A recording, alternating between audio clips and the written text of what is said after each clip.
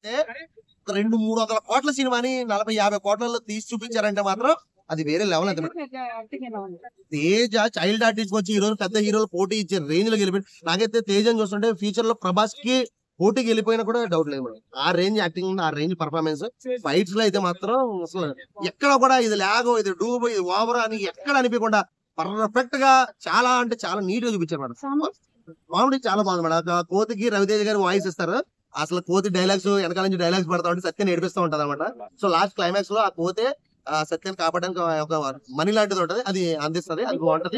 Next కొన్ని హీరోలు బాలకృష్ణ గారిది కానీ, అల్లు అర్జున్ గారిది కానీ కొన్ని ఇమిటేట్ సీన్స్ ఉంటాయి. ఖుషి పవన్ కళ్యాణ్ సీన్ ఒకటి, ఈ కొన్ని సీన్స్ ఉంటాయి అనమాట. ఈయన పవర్స్ వస్తాయి. పవర్స్ వచ్చినప్పుడు మన హీరోస్ పవర్ఫుల్ గా చేసినవి అన్ని కూడా ఈయన ఫన్నీగా చేస్తాడు. ఆ పవర్స్ తోటి అది చాలా హైలైట్ ఉంది మేడం. సీన్ అయితే వేరే లెవెల్ ఉంది, క్యాక్లు అనమాట.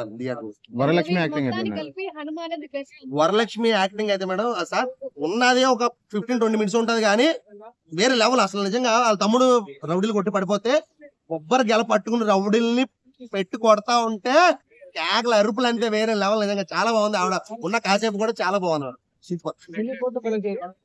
డెఫినెట్ గా ఈ 2 రోజులు అయిపోతే 90% థియేటర్ లో హనుమాన్ మూవీ, అది అసలు తిరిగేలేదు. ఇంకా ఈ సంక్రాంతి మాత్రం హనుమాన్ మూవీ.